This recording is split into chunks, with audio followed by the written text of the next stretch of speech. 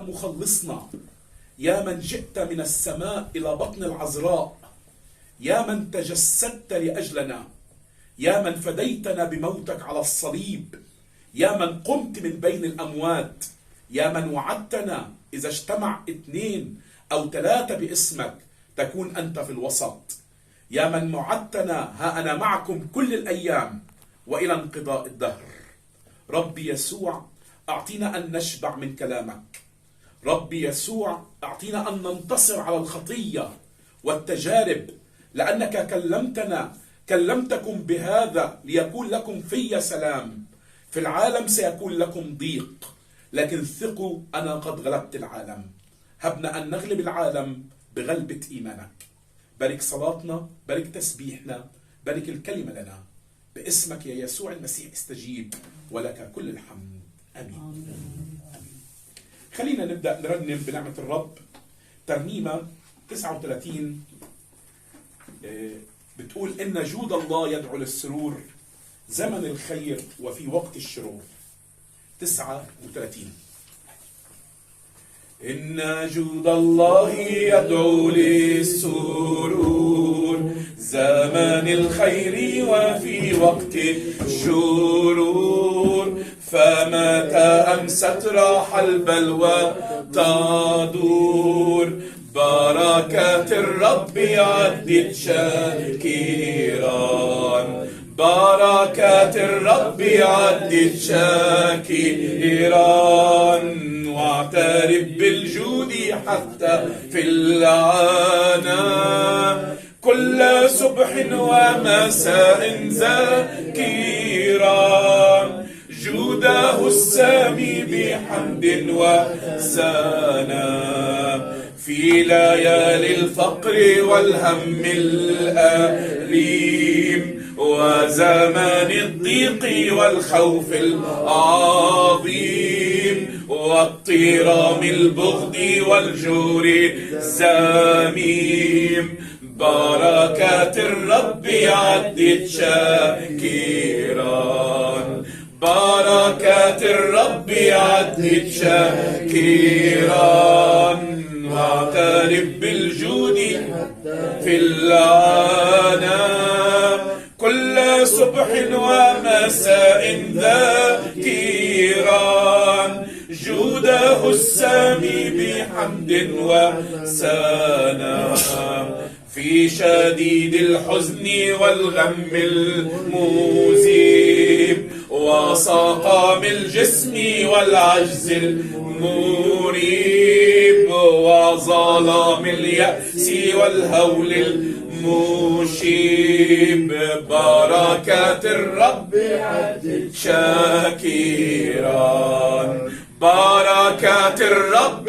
عدت شاكرا، واعترف بالجود حتى في العنا، كل صبح ومساء ذاكرا، جوده السامي بحمد وسنا، ليست الرفعة حرزا من شقاء، لا ولا الأموال كنزا ذا بقاء، فلأن خير الذين، بركات الرب عدت شاكرا، بركات الرب عدت شاكرا، واعترف بالجود حتى في العنا، كل صبح ومساء ذاكرا، جوده السامي بحمد وسنا.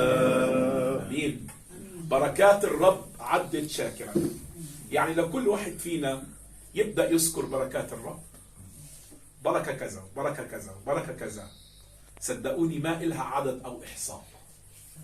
عشان هيك نشكر. بيقول أحدهم أشكر ربك على كل اللي عندك، لأن كل اللي عندك حلم كبير عند ناس كتير. إيه رأيكم نشكر؟ به نحيا ونتحرك ونوجد. يسوع عند بلد اليوم اسمها برقين، في هناك كنيسة حد جنين اسمها كنيسة العشر البرص. كنا فيها. حلو، رائع. بيقول الكتاب ان في 10 برص صرخوا الى يسوع: يا معلم اشفينا. قال لهم: اذهبوا اروا انفسكم للكاهن. وهم فهموا ان هم سيبرأوا، وفعلا وبينما هم ذاهبون شوفوا 10 فيهم واحد رجع وسجد ليسوع شاكرا. أم شو قال يسوع؟ قال: أليس 10 قد برأوا فأين 9؟ يعني اللي رجع يشكر واحد. إيه رأيكم؟ يبدو اللي بيشكر أقلية. خلونا من الأقلية اللي تشكر. أشكرك يا رب، أشكرك يا رب. الكتاب بيقول: اشكروا في كل شيء لأن هذه مشيئة الله من جهتكم في المسيح يسوع. اشكروا. ونحن نعلم أن كل الأشياء تعمل معا للخير للذين يحبون الله. الكتاب بيقول: لقمة يابسة ومعها سلام خير من بيت ملآن ذبائح وفيه خصام. صدقوني لما تكون لقمة يابسة ويكون شكر، ربنا بيرطبها، ربنا بيباركها، ربنا بيزيدها. امين. خلينا نرنم: شكرا ليك على الحرية، شكرا ليك يا إلهي البار، شكرا ليك على البنوية بعد ما كنت عايش بمرار. 635.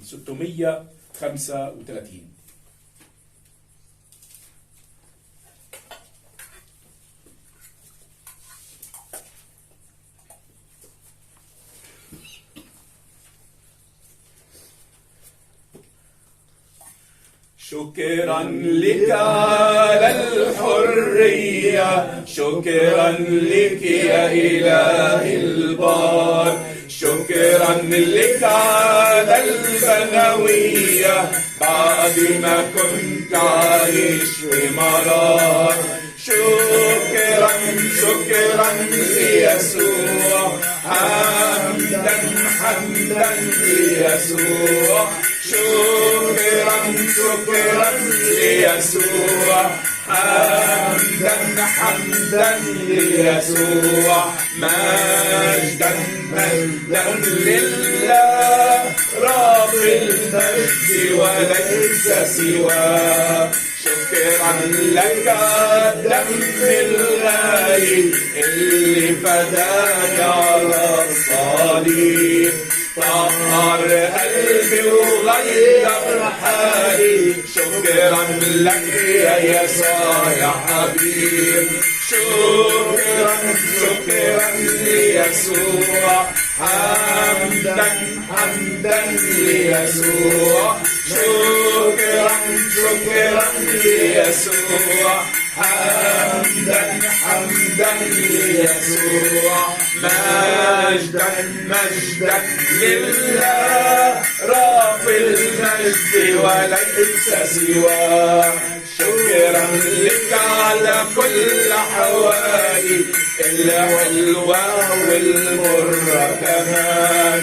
ليه أهتم وأشغل بالي والرب بإيده السلطان.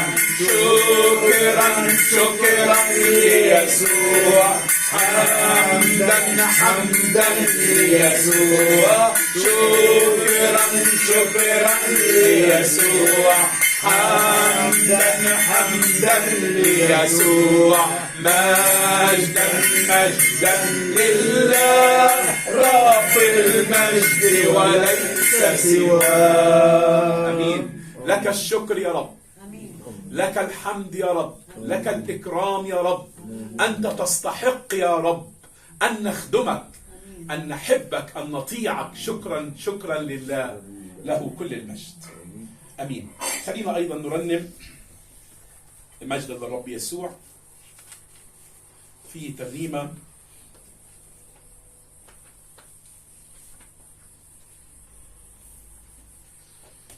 ما أبهاك ما أروعك ما أشهاك. أنت القدوس مستحق وحدك كل الكرامة وكل السلطان. كلمة ما أبهاك بتخلينا نتذكر أن نتأمل في جمال الرب. 760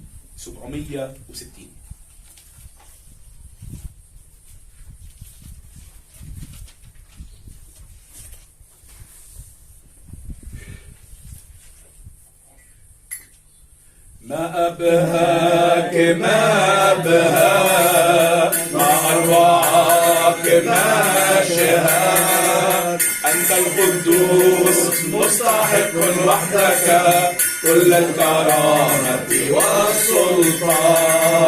ما أبهاك ما أبهاك ما أروعك ما شهاك أنت القدوس مستحق وحدك كل الكرامة والسلطان.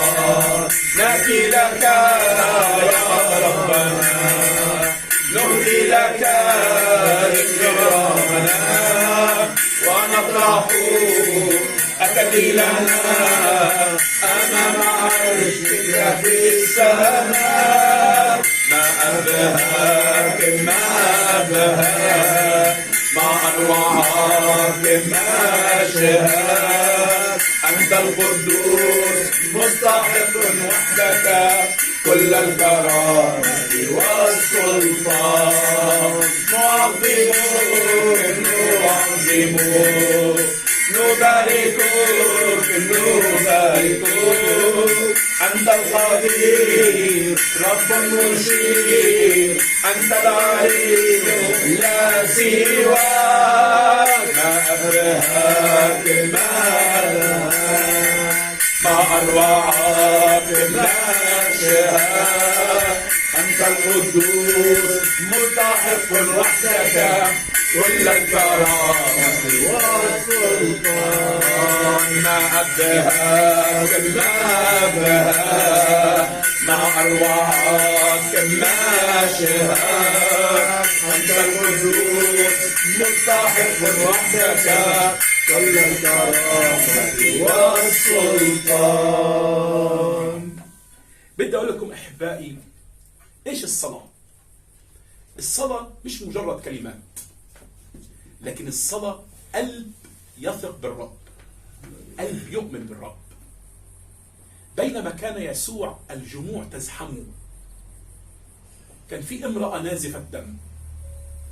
هي المرأة نازفة الدم بيقول أنفقت كل معيشتها على الأطباء ولم تصير إلى حال أفضل بل إلى حال أردى. يعني مسكين هالمرأة، ده اسمه الموت البطيء. شو قالت في قلبها؟ قالت ولو لمست هدب ثوبه سأبرق. وإلكم تتصوروا معي إن هالمرأة أجت، هي ضعيفة هيك ضعيفة، وانسلت بين الناس بينما الجموع تزحم يسوع. هي ايه؟ موتت هيك في الأرض ولمست هدب ثوبه. أول ما لمست هدب ثوبه يسوع وقف وقال ايه؟ من لمسني؟ أنا بتصور الكل قعد يتطلع هيك، مين لمسك؟ فبطرس بيقول له يا معلم أنت ترى الجموع يزحمونك وتقول من لمسني؟ قال لا، صحيح الجموع بيزحموني لكن في حدا لمسني، لأن في قوة خرجت مني. المرأة لما رأت إنها لم تختفي جاءت أمام الكل وحكت له كيف إن هي لمستها، وقالت عندما لمستك خرجت منك قوة وجف ينبوع دمي وشفيت في الحال. هللويا. شايفين المرأة عملت ايه؟ لمست يسوع. عايزين اليوم نلمس يسوع. عايزين اليوم يا أحبائي نقول ليسوع تعال إلى قلبي، تعال إلى بيتي، تعال إلى ظروفي، تعال إلى حياتي. لمسة يسوع تشفي. أنا محتاج يا رب، أنا محتاج. في ترنيمة الحقيقة هي محفوظة بس أنا مش عارف إذا هي مكتوبة أو لا، فإذا مكتوبة هنرنمها، إذا مش مكتوبة برضو هنرنمها. بتقول أنا محتاج لمسة روحك تغيرني، أنا محتاج يا يسوع دمك يطهرني، أنا محتاج لمسة روحك تغيرني. أمين أمين. أنا محتاج لمسة روحك تغيرني.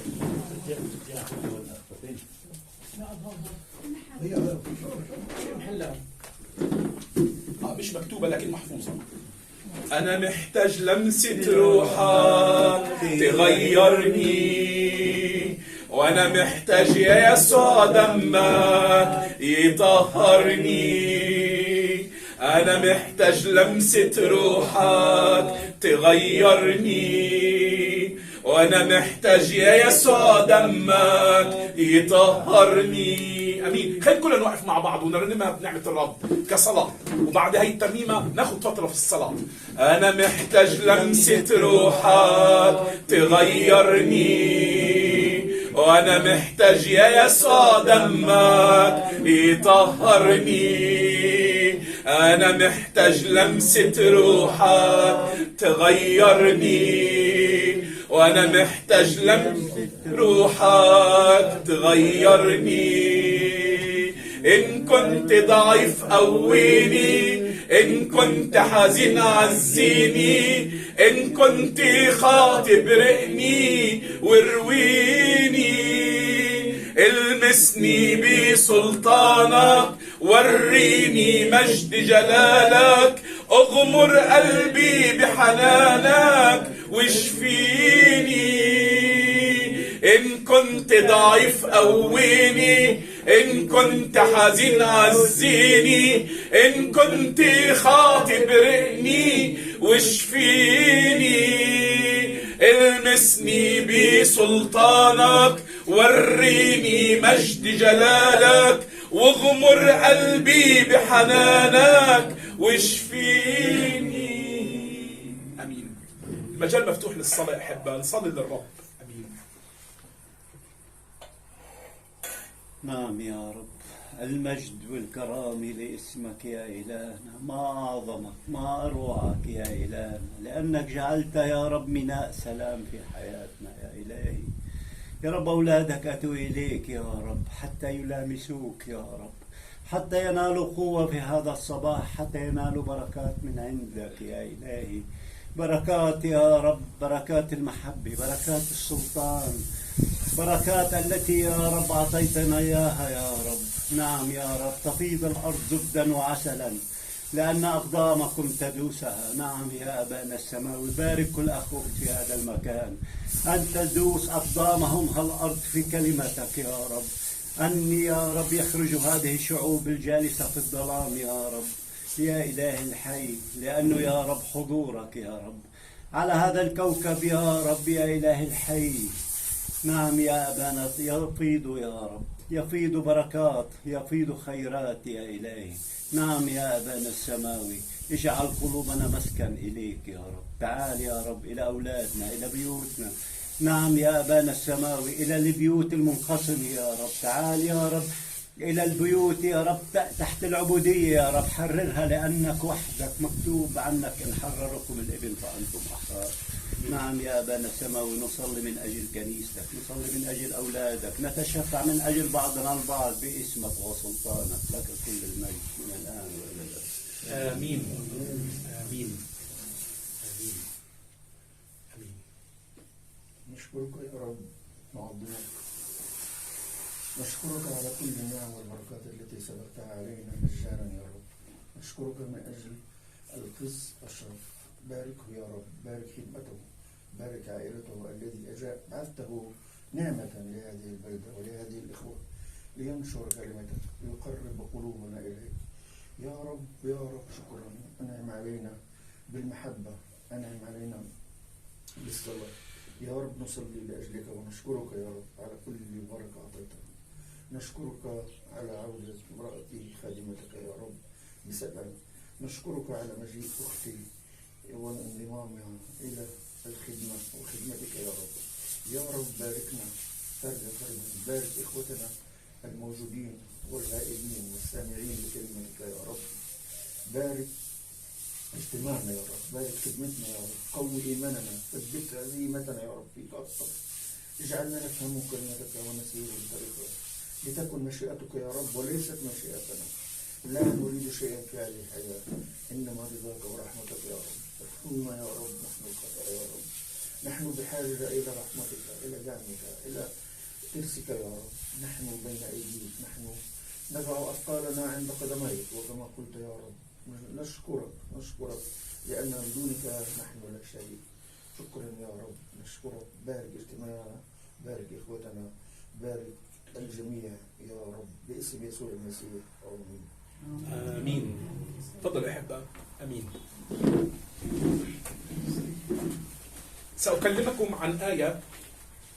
هذه الآية يا أحبة هي آخر آية في الكتاب المقدس. شو بتقول الآية؟ بتقول نعمة ربنا يسوع المسيح مع جميعكم أمين. قد ايه صغيرة هي الآية لكنها عميقة. قد ايش هي الآية صغيرة لكن كلنا نحتاج إليها. بتقول نعمة ربنا يسوع المسيح مع جميعكم أمين. حيث المسيح هناك النعمة. وأي نعمة؟ النعمة التي أعطانا إياها المسيح، فقد أخذ عنا اللعنة، أخذ لعنتنا وأعطانا نعمته. أخذ عقوبتنا وأعطانا خلاصه.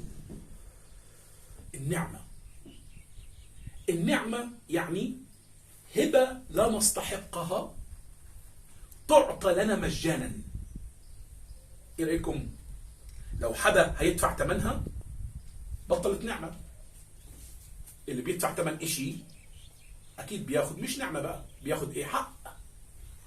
طيب النعمة مجانية لكنها ليست رخيصة، لأنه يوجد آخر دفع الثمن. يعني ثمن النعمة هو دم المسيح. ثمن النعمة ده تجسد ابن الله الذي نزل من السماء إلى بطن العذراء وصار إيه؟ إنسان يتألم. صار إنسان بلا خطية. وهالإنسان اللي هو يسوع المسيح حمل خطايانا في جسده على الخشبة. وهي النعمة يا أحبة، هي النعمة دفع ثمنها. إذن النعمة مجانية لكن ليست رخيصة، لأنه في آخر دفع ثمنها. مين دفع ثمنها؟ يسوع المسيح. بينما كان القيصر الملك يوما يتفقد جنوده إثر معركة شديدة، وهو ماشي بين الجنود لقى جندي حاطط هيك راسه على الشجرة ونايم. قدر يفهم انه نايم يأسان.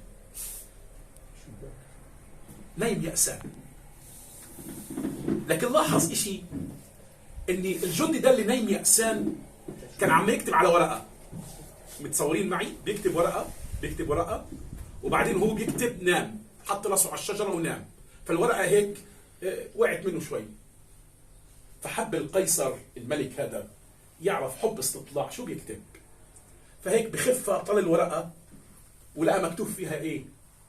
مكتوب فيها الديون اللي عليا. انا مديون لفلان بكذا، وللبيت بكذا، ومديون كذا، ومديون كذا، ومديون كذا، ومجموع الديون جمعها. فكاتب ايه؟ من اين لي ان اوفي هذه الديون؟ من اين لي؟ ونام. ففهم القيصر انه نام يأسان. فالقيصر مسك الورقة وأم ماضي عليها وقال أنا قيصر روسيا الملك نقولة، أنا أوفي، وختم ورجع له الورقة. إيه رأيكم؟ أنا جبتها قصة كمثل.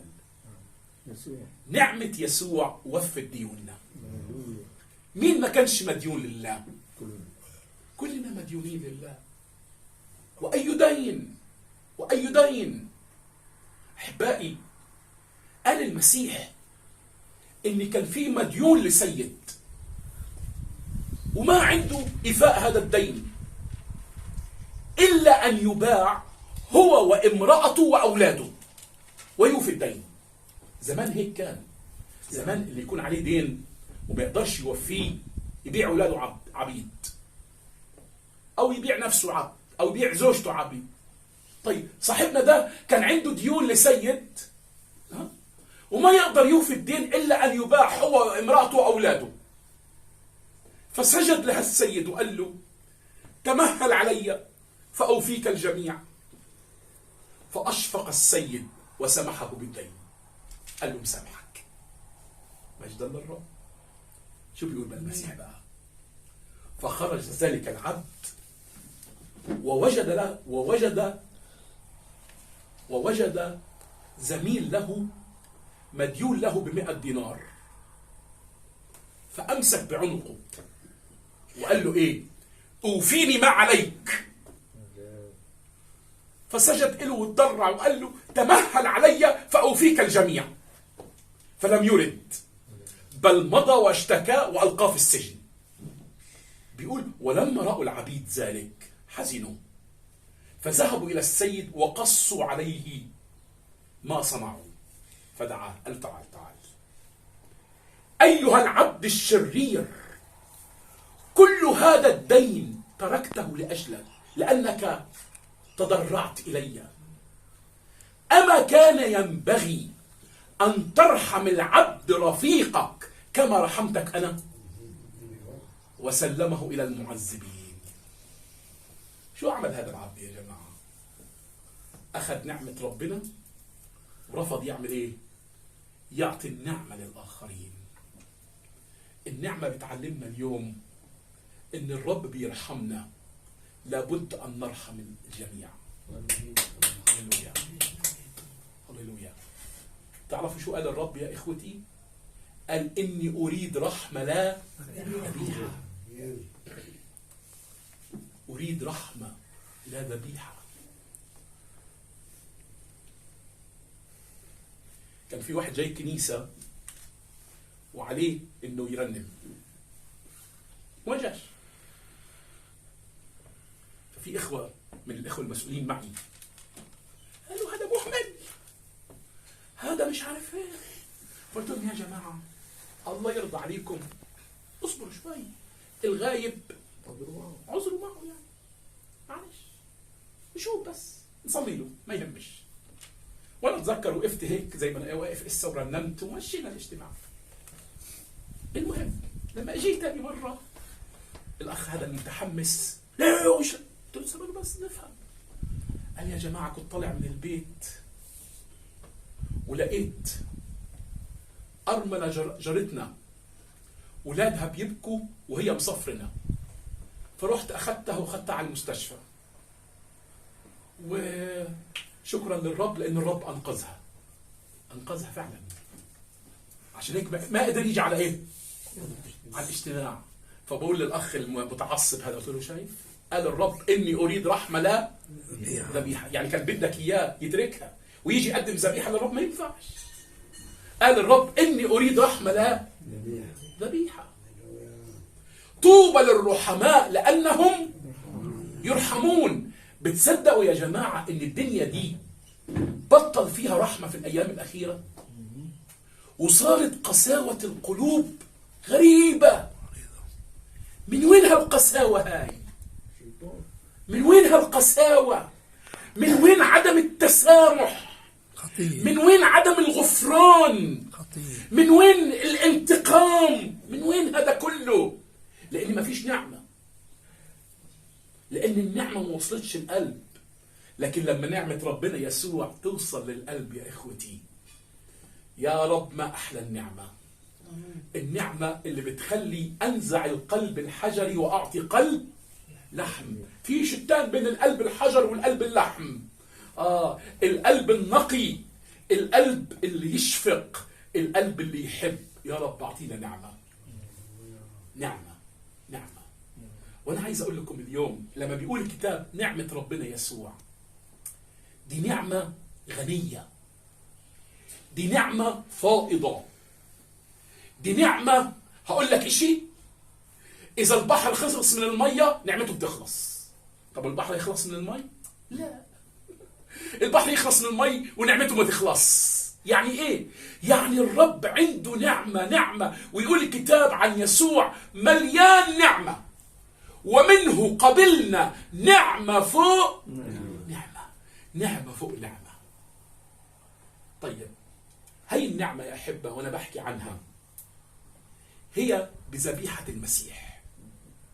ذبيحة المسيح، خدوا بالكم، ذبيحة المسيح مات على الصليب، مش مات كشهيد، ولا مات لأن اليهود قويوا عليه. على فكرة اللي كانوا صلبين دول كانوا خايفين منه. ليه خايفين منه؟ لأنه عارفين إن هو بيصنع عجائب. طب بلكي صنع عجيبة من عجائبه. حتى بطرس يعني انحر هيك وعايز يعني يحر يسوع. ومسك السيف وعايز يضرب بالسيف. أنا أضرب يا رب بالسيف. قبل ما ياخد من يسوع إجابة كان ضارب. والحقيقة لأن بطرس مش متعود على حمل السيف، ما ضرب طير راس، لكن ضرب عمل ايه؟ يا دوبك قطع دان، يعني ما بيعرفش يضرب. قام شو يسوع قال لبطرس؟ قال له يا بطرس رد سيفك إلى غمضه، لأن الذين يأخذون السيف بالسيف يؤخذون. وده اللي اتقطع الدان. قال تعال هو ماسك الدان. قد انت تتصوروا؟ فبتجيني هيك عم لازقها له. انا بتصور اللي راح هيك صارت منيحه. وشو قال يسوع لبطرس؟ قال له يا بطرس انا استطيع ان اطلب من الاب 12 جيش من الملائكه. يعني يا جماعه ده ملاك واحد في العهد القديم قتل 185,000 من جيش سنحريب. ملاك واحد. لو 12 جيش من الملائكه يعملوا فيها ايه؟ طب يا يسوع اطلب يا يسوع. طلب يسوع، لكن أسلم نفسه إيه؟ لأجلنا، عشان يكون إيه؟ ذبيحة كفارية، ذبيحة فدائية، لأن أجرة خطايانا موت. أجا يسوع أخذ الموت عنا، أجا يسوع شرب الكأس عنا، أجا يسوع احتمل لعنتنا، أجا يسوع أخذ عقوبتنا. مش نعمة هاي يا جماعة؟ مش نعمة؟ صدقوني نعمة. بدي أقول لكم إشي من الكتاب المقدس نتعلمه. الوعي البشري فهم منذ بداية التاريخ إنه لا قدوم إلى الله إلا من خلال ذبيحة. كل الأنبياء، كل الأبرار، كل المتعبدين كانوا يأتوا إلى الله من خلال إيه؟ ذبيحة. إيش ذبيحة؟ ذبيحة يعني خروف بس يكون صحيح بلا عيب، أو طور أو بقرة، والفقير يقدم حمامة، يقدم يمامة. يعني المهم يكون في إيه؟ ذبح، والدم إيه؟ ينزل. تقول لي طب شو هذا يعني؟ هيك فهموه، بدون سفك دم لا تحصل مغفرة. طب ليه الذبائح دي بقى؟ الذبائح هاي كانت رمز لذبيحة المسيح. كل الذبائح اللي كانت تتقدم في العهد القديم هي رمز لمين يا جماعة؟ ليسوع المسيح. فصحنا المسيح قد ذبح لأجلنا. هو الفادي اللي مات على الصليب لأجلنا، مات على الصليب لأجلنا. له كل المجد. مرة تانية العهد القديم اللي بيقدم خروف، هذا يعني الخروف ده شو قيمته الذاتية؟ قد ايه قيمته يعني؟ بكم شيكل يعني؟ بكم 100 شيكل يعني؟ لا، بس قيمته مش في الشيك بالقيمة الذاتية، قيمته انه هو رمز لمين؟ ليسوع المسيح. طيب لما اجى يسوع المسيح بعد أن نقدم ذبائح خرفان، الذبيحة أكملت، مات عنا، له كل المجد. مجدا للرب. كنت بتأمل في جيراننا اليهود والمسلمين، كيف جيراننا اليهود عايزين يبنوا الهيكل. ليه عايزين يبنوه؟ عشان يقدموا ذبائح، لأنه بدون الهيكل ما فيش ذبيحة، وبيدوروا على بقرة اسمها البقرة الحمراء وعايزين يرعوها، والمهم بدهم يقدموا ذبائح. طيب وجيراننا المسلمين، لسه كنت في عيد الأضحى هذا اللي فات بسمع شيخ مسلم بيفسر على التلفزيون، فاسترعى انتباهي، قلت أسمع. فبيقول عيد الأضحى ده إيه معناه؟ معناه ادعوا باسم ربك وانحر. كلمة انحر يعني اذبح. وحكى بقى على النبي تبعهم، قال النبي تبعهم في عيد الأضحى إيش كان يعمل؟ النبي تبعهم في عيد الأضحى كان يجيب كبشين. الكبش الأول يذبحه، يقول إيه؟ كفارة عن خطيئتي وخطيئة أهل بيتي.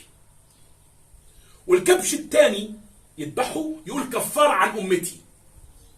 ولما كان يذبح الكبش الأولاني كفارة عن بيته، يجيب ولاده، وما كانش حدا عنده في البيت إلا الصغيرة فاطمة، يقول لها تعالي يا فاطمة عشان تشوف الدم وهو بينزل. هيك بيفسر الشيخ تبعهم، وقال يا فاطمة عند أول قطرة دم كل خطاياك تغفر. هيك بيحكي. طب من وين أخذها هاي؟ واخذها من العهد القديم. بس الحقيقة هم بعدهم علقانين، واليهود علقانين في الذبائح الحيوانية، مش عارفين أو مش مصدقين إن الذبيحة اكتملت في المسيح. مش دم خروف ولا دم تيوس ولا دم بقر ولا دم دجاجة ولا دم فرخة ولا دم حمامة، لكن ده دم ابن الله له كل المجد، دم المسيح يا أحبة. إيش مكتوب هنا؟ إن سلكنا في النور تكون لنا شركة معه، ودم يسوع المسيح ابنه يطهرنا من كل خطية. دم المسيح للفداء، دم المسيح للخلاص، دم المسيح للتطهير، دم المسيح للتقديس. خلينا نعلن إيماننا في ذبيحة المسيح. أمين؟ هاي النعمة، نعمة نعمة نعمة. رب عايز يعطينا نعمة. النعمة هاي يا أحبة بتخلصنا. بالنعمة أنتم مخلصون بالإيمان، وذلك ليس منكم، ليس من أعمال كي لا يفتخر أحد. مع أحيانا البعض يظن إيه؟ يا عمي أنا أجي عند المسيح، طيب أحسن نفسي الأول وبعدين أجيله. ليه؟ لأني إذا ما حسنتش نفسه وأنا جايله هيك، صدقني إذا بتحسن نفسك مش هتقدر تجيله، وما تقدرش تحسن نفسك.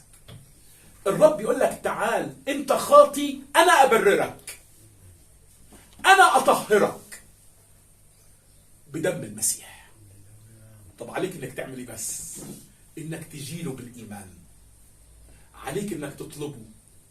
اطلبوا الرب ما دام يوجد، ادعوه وهو قريب. اعلن ثقتك في المسيح، اعلن ايمانك في يسوع. يا رب يسوع حملت اللعنة عني، يا رب يسوع حملت العقوبة عني، يا رب يسوع أسجد أمام صليبك بالإيمان. اغدق علي النعمة، نعمة الخلاص، نعمة الغفران. يقول لك مغفورة لك خطاياك، سامحك. النعمة بتخلصنا. إيش كمان النعمة؟ النعمة بتعلمنا. يقول ظهرت نعمة الله المخلصة لجميع الناس، معلمة إيانا أن ننكر الفجور والشهوات العالمية ونعيش بالتقوى والتعقل والبر. شايفين النعمة؟ يعني النعمة مش بتخلصنا وتتركنا هيك نعيش كيف كنا عايشين. لا لا لا لا، النعمة بتخلصنا وبتخلينا مش نعيش كيف كنا عايشين، بتغير قلبنا، تغير كلماتنا، تغير سلوكنا، تغير حياتنا. أمين يا أحبة؟ أمين. دايما بقول هذا المثل أنا، إذا واحد جاي من شغل تعبان مغبر جوعان وبيدخل البيت أول إشي بيفكر ياخد حمام ويشلح الأواعي اللي معرقة المغبرة. طب إيه رأيكم في اللي بياخد حمام ويلبس نفس الأواعي اللي شلحها؟ ينفع؟ طب ينفع واحد يجي عند المسيح ويقول له اغسلني بدمك، وبعد ما يقول له اغسلني بدمك هو نفس العادات القديمة ونفس التعابير القديمة ونفس السلوك القديمة؟ ينفع هيك يا جماعة؟ لا. إن كان أحد في المسيح فهو خليقة جديدة، الأشياء العتيقة قد مضت، الكل قد صار جديدا. نخلع الإنسان العتيق ونلبس الإنسان الجديد. هذا كله يا إخوتي بفضل نعمته. النعمة. يا رب نشكرك لأجل النعمة. يا رب نشكرك لأجل النعمة. النعمة بتعلمنا ننكر الفجور وننكر الشهوات العالمية ونعيش بإيه؟ بالتقوى.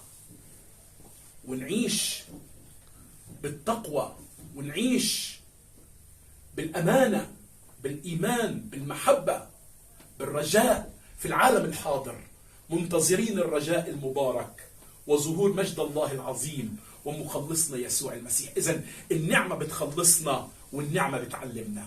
أمين يا حبة؟ أمين. طيب يسوع شو بيقول لنا؟ زي ما قال لبولس، قال له تكفيك نعمتي لأن قوتي في الضعف تكمل. بولس كان عنده شوكة في الجسد، ولا يخلو يا حبة إن أي واحد فينا عنده شوكة في الجسد، عنده تجربة. يا رب قيم الشوكة. ربنا يقدر يقيمها، بس ربنا عمل إيه؟ وكأنه قال لبولس خلي الشوكة يا بولس، لكن هعطيك نعمة. النعمة كافية. النعمة هاي كأن الشوكة مش موجودة مع إنها موجودة. إيه رأيكم؟ إحنا كمؤمنين ما عندناش تجارب، ما عندناش صعاب، ما عندكش شوكة في حياتك موجودة. لكن هقول لك اليوم ما تطلع على الشوكة، اطلع على النعمة. الرب يقول لك أنا أعطيك نعمة تكفيك نعمتي لأن قوتي في الضعف تكمل. قسيس خادم للرب، الرب سمح، جاله سكري وفقد بصره، بس هو شاكر. لكن واحد قريبه مش هين عليه، زعل، وليه ربنا يعمل فيك هيك؟ ما انت خادمه. شو يعني؟ هو ربنا ياخد من الأعمى عكازه؟ قال له يا ابني انت ليه زعلان؟ انا شاكر. هو اخذ مني البصر بس اعطاني البصيرة. هو اخذ مني العكاز لكن قال لي انا عكازك، وكلها يومين وانا رايح عنده هيعطيني جسد ممجد.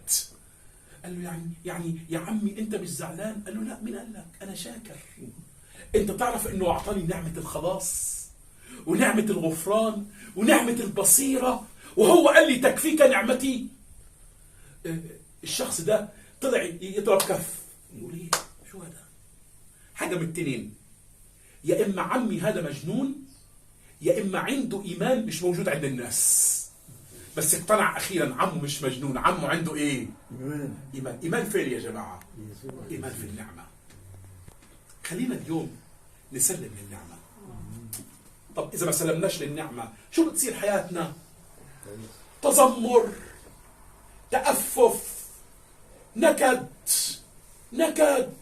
زي ما حكيتكم هاي الأخت اللي أجت تصلي إلي، تطلب صلاة بعد الاجتماع. حاضر يا أختي أصلي لك. من إيش أصلي لك؟ قالت لي يعني هو في عندي إشي مش محتاج صلاة، وقررت لي 10 أمثال. على وجه الحزينة سكرت المدينة. أجت الحزينة تفرح، ما قالت لهاش مطرح. الحزين حزين ولو ركبوا على راسه فانوس. وقعدت كل هذا، قالت لي كل هذا واكثر. قلت لها طب شو رايك؟ خلينا ناخذ كلمات شكر. يعني ما في شيء تشكر الرب عليه، اشكري. صدقوني بدون النعمه بتكون حياتنا تأفف، تذمر، نكد. هيك ربنا بده ايانا، وتكون روح غضب. على فكره ربنا يسوع يحمينا من الغضب. عارفين شو قال ربنا يسوع؟ قال تعلموا مني لاني وديع ومتواضع القلب فتجدوا راحه لنفوسكم. يعني اول درس هتتعلمه كتلميذ المسيح هتتعلم انه تكون وديع. لا، قال تعلموا مني لاني ايه؟ وديع. معلمنا وديع، نتعلم منه ايه؟ الوداعة. الوداعة.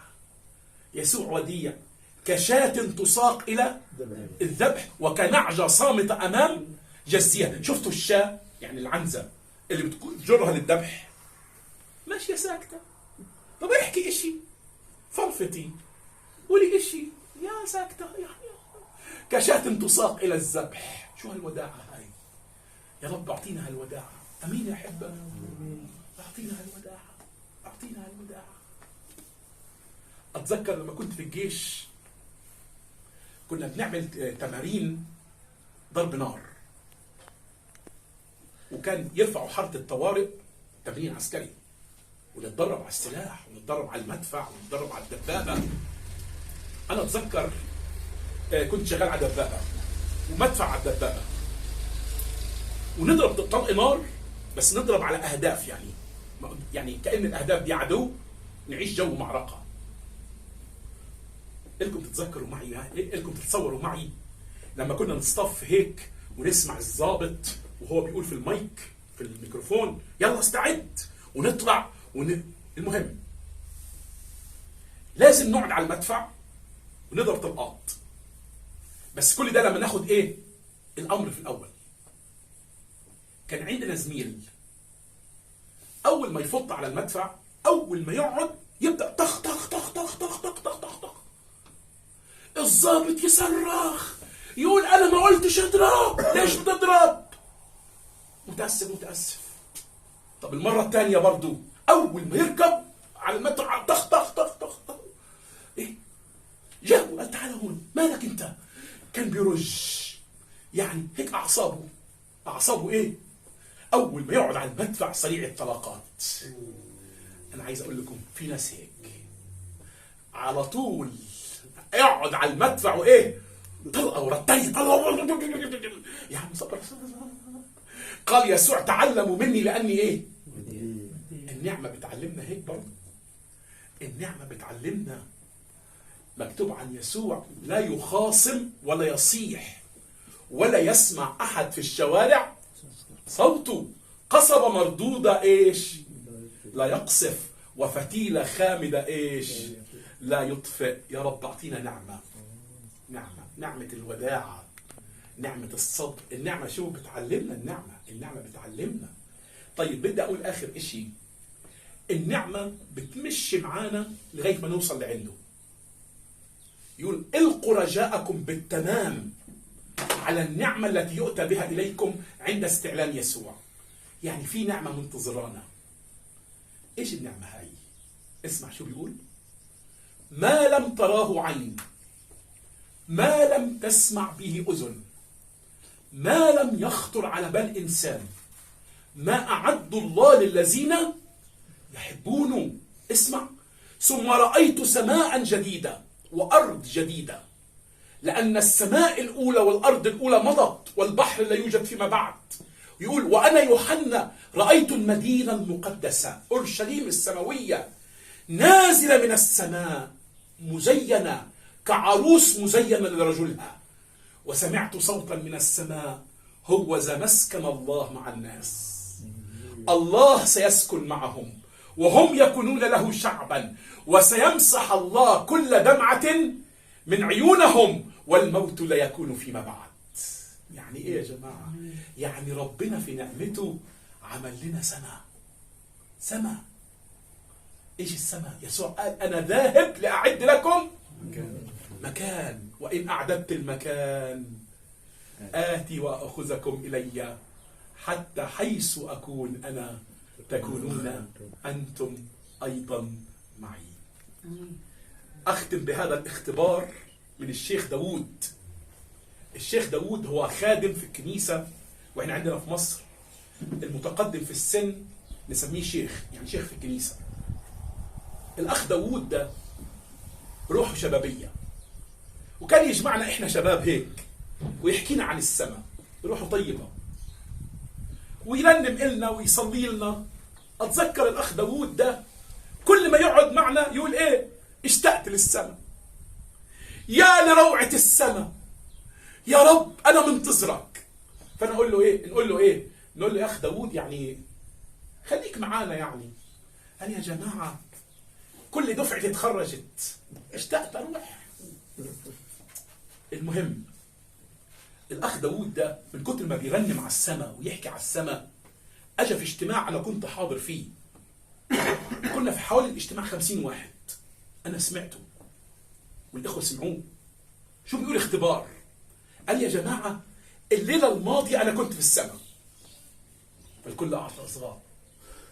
هو مريض بتجيله أزمة، ولما بيصير يقح لازم يستخدم هيك منفاخ ويستخدم إشي. المهم جات له الأزمة هاي وهو عايش لحاله، ابنه فوقيه يعني بيسأل عنه هيك. المهم بيقول يا جماعة جاتني الأزمة وكانت قوية، لقيت نفسي نطيت من على التخت، إلا لقيت نفسي خفيف، ولقيت نفسي تنين، واحد نايم على التخت واحد واقف. أنا عرفت إن دي الروح. بصيت لقيت حوالي ملايكة، والملايكة بيقولوا له يلا يا داوود نطلع. هم بيقولوا له يلا نطلع، إلا الملايكة طاروا لفوق وهو طار في وسطيهم. محلاها هيك وأنا طاير في وسطيهم والملايكة طايرين حوليا، وبطلع على الأرض عم تصغر، وبطلع فوق لقيت مدينة تنبعث منها أنوار. على فكرة هو بيقول الكلام ده ويبكي، وإحنا يعني إيه نقول له طب مسح دموعك وكمل. يكمل. لقيت أنوار ما أحلاها، ولقيت موسيقى، ولقيت صوت ترنيم بيقول هللويا. قال وقربت من أبواب المدينة، باب ذهب لؤلؤ فضة هيك لؤلؤ. وقال دخلت. أول ما دخلت شفت الرب يسوع وشفت قديسين، بس قال شفت ملاك. قال الملاك بيقول له ايه؟ بيقول له يا أخ داوود شو جابك إسا؟ مش معادك إسا. قال له كيف مش معادي؟ قال له هي معايا سفر الحياة مكتوب إن يوم وصولك يوم كذا شهر كذا سنة كذا، مش إسا. ويبكي، قعد يبكي. فاحنا بنقول له طب وبعدين؟ قال بعدين لقيت نفسي على التخت. وقال الملاك قال لي يوم وصولي يوم كذا سنة كذا شهر كذا. كان الميعاد ده فاضل له سنة وشهرين ومعرفش كم يوم. 50 واحد دول كتبوا الميعاد، وتمر الأيام والشهور والوقت، واليوم اللي قال عنه كان هو يوم انطلاقه إلى السماء. هللويا. أنا حضرت جنازته، كانت بمثابة عرس، عريس يزف إلى السماء. هللويا. يا جماعة نعمة ربنا هيئت لنا مكان في السماء. طيب ناخده نصيب عشان يعطينا نصيب في السماء، مش هيك برضو؟ طب غير المؤمن اللي ما عندوش النعمة وين رايح؟ يقول يا أخي الله أعلم وين رايح؟ وين لا أنا بدي أقول لك مش وين رايح، أنا رايح على السماء على حساب دم المسيح. أنا إلي حياة أبدية. قال يسوع الحق أقول لكم كل من يسمع كلامي ويؤمن بالذي أرسلني له حياة أبدية ولن يأتي إلى دينونة، بل قد انتقل من الموت إلى الحياة. شايفين نعمة يسوع؟ طيب النعمة دي إيه رأيكم نيجي عنده نقول له أعطيني نعمة يا رب؟ إحنا قرينا الآية بتقول إيه؟ نعمة ربنا يسوع المسيح مع جميعكم أمين. خلينا نطلب منه النعمة أمين، ونشبع منه من النعمة. يا ريت كلنا نوقف نصلي مع بعض. دي نعمة غنية أعددتها لي، دي نعمة غنية أعددتها لي، محبة أبدية مشيت وياك، لما مشيت وياك وحدك يا يسوع وليس سواك. أحبك يا يسوع ولا حدش وياك، ولا حدش وياك. من الكسرة للناصرة وذلك الحاصرة، من الكسرة للناصرة وذلك الحاصرة. وسعدتنا بالحاضرة لما مشيت وياك، لما مشيت وياك. وحدك يا يسوع وليس سواك. أحبك يا يسوع ولا حدش وياك، ولا حدش وياك. يا ريت نرفع قلوبنا وايدينا قدام الرب. وحدك يا يسوع وليس سواك. احبك يا يسوع، احبك لانك حبيتني، احبك لان نعمتك غنيه، انعمت علي. انا الشقي، انا الهالك، انا الخاطي، انا غير المستحق يا رب، لكنها نعمه يا رب، لكنها عطيه مجانيه. اؤمن بيك يا يسوع. قل له تعال الى قلبي، قل له تعال الى بيتي، قل له تعال الى ظروفي، قل له اصنع مني تلميذ الك. انا عايز اتعلم النعمه يا رب. يا رب نعمتك بتخلصني، نعمتك بتعلمني، نعمتك بتفهمني، نعمتك بتكمل في ضعفي. يا رب مهما كانت الشوكة، مهما كانت التجربة، أنا طالب منك النعمة، نعمة بتوصلني إلى السماء عندك. يا رب يسوع، يا ينبوع النعمة، يا مصدر النعمة، يا منك قبلنا نعمة فوق نعمة. اجعل نعمتك علينا، نعمتك على بيوتنا، نعمتك على أولادنا. اجعل نعمتك المخلصة، نعمتك المعلمة إيانا، نعمتك الضامنة والحافظة، نعمتك اللي فيها رجاءنا. هذه النعمة تملأنا يا رب.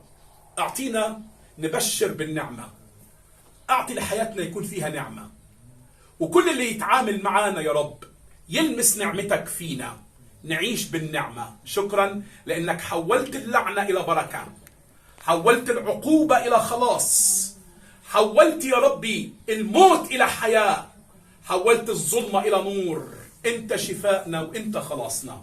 باسمك يا يسوع المسيح، بشفاعة دم صليبك يا أبانا نصلي باسمه.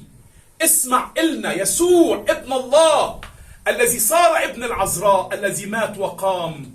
بنعمته يا أبانا استجيب لنا مع صلوات كل مؤمنين وقديسيك، كما علمتنا أن ندعو بالشكر قائلين: أبانا الذي في السماوات ليتقدس اسمك، ليأتي ملكوتك، لتكن مشيئتك كما في السماء كذلك على الأرض.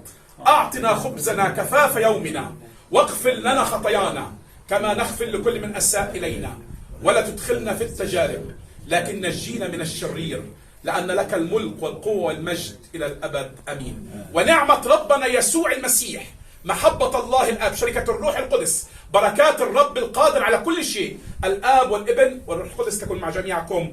امضوا بسلام، سلام الرب يكون معكم. لقاءنا يتجدد كل سبت الساعة 9:30. نقدس الميعاد للرب. النعمة معكم.